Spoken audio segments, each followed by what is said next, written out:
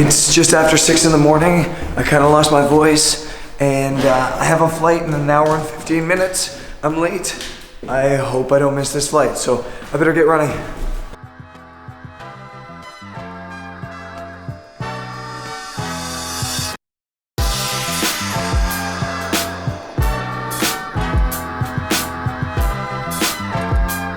This is definitely the latest I've ever made it to an airport for a flight. So the next clips you see will either be me flying or on the plane, or me complaining that I was here too late.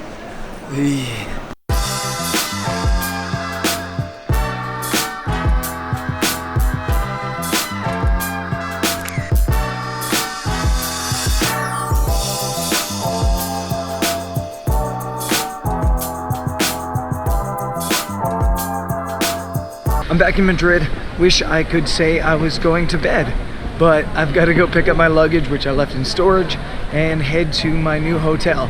I'm just here for one night and heading to Argentina in the morning, so I don't know if I'll get up into anything in this afternoon, but we'll find out.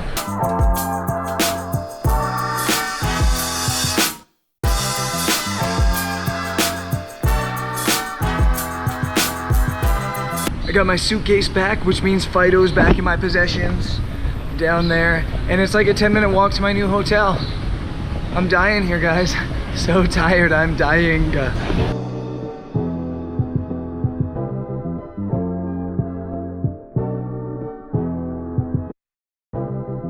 I had these plans to, get in, relax for a bit, then go out and shoot some photography, but I'm shattered. I am dead, I'm destroyed. So instead, I'm gonna sit here in my hotel room and devour some Serrano ham. Because I only have until tomorrow in Madrid, so why wouldn't you spend your time eating Serrano ham? So good, so good. It does take some time to chew though. Instead of going out and shooting, I'm gonna talk to you with what's left of my voice for a little bit, because I'm sure you guys are gonna ask this question. Why are you partying at a conference that's supposed to generate business for an entire year? Why are you expending your energy partying instead of going to bed at 10 p.m. or 9 p.m. and being fresh and relaxed for all these meetings? And there's 3 reasons, and I think they're good reasons. Reason number 1 is you can never discount the importance of informal networking. Though I made some really good business connections on the formal side of things at the conference, I also made incredibly good contacts at the parties. The informal networking puts you in contact with people that you might not get to connect with from a business side, or might not have realized that there's potential to work together. I think that I probably made 3, maybe 4 connections with people that will lead to work this year on the informal side of things at parties. And I'm not whining and dining them. I'm not just getting drunk and becoming friends with them. We're actually just chatting and realizing, hey, we can benefit from working together. And networking isn't about making meetings and having these formal sit downs. It's about meeting people that have a shared interest and a shared business purpose with you. And finding those connections is really hard. And the informal setting at conferences like this is a fantastic place to do it. The second reason that the parties are important is because this travel community is tiny and it's tight-knit, but you're spread out from all over the world. Some of us are in Turkey, some of us are in Madrid, some of us are in Australia. We're all over the world, and we're such good friends online that we also kind of miss that real life human interaction that you get with friends back home. The vast majority of us are nomads, or at least live a very nomadic lifestyle. And a lot of people don't understand that lifestyle. They don't relate to it. They have a hard time listening to you complain or rant or just discuss the harder things that are involved in that part of life. So you need that social connection. You need to have those friendships. And you need to build those friendships so that when I'm in Australia or Turkey or Indonesia and there's other bloggers there, I know them and I'm comfortable with them and I can hang out with them and I can have that social aspect of my life that can be a little bit more difficult when you're a solo traveler who lives nomadically. And I said there was a third reason and I don't remember.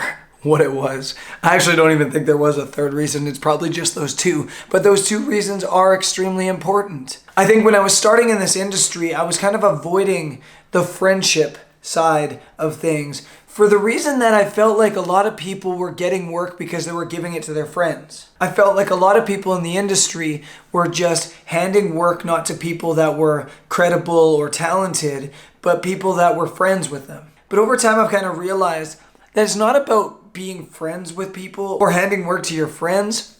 It's about giving work to people you trust.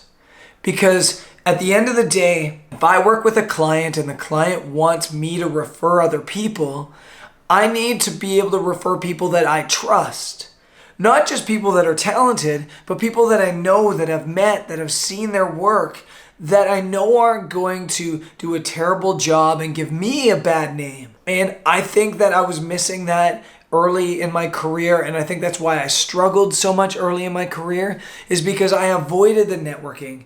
I actively avoided the networking, actually. And these days, I don't do that. These days, I love the networking, actually. I absolutely adore the time I get to spend with my travel blog friends, not necessarily for the business connections. I'm not just friends with people hoping they're going to give me work, but because I love the social interaction. I love the shared history that we all have, and I love the support we have in this industry. That's really, really important to me. So guys, I'm calling this an episode. I know that you guys have been getting a lot of sit-down chats with me rather than out in the field adventures recently, but that's just how it kind of goes sometimes here in this industry. I've been very bad or good at not going to conferences and not doing too much business stuff.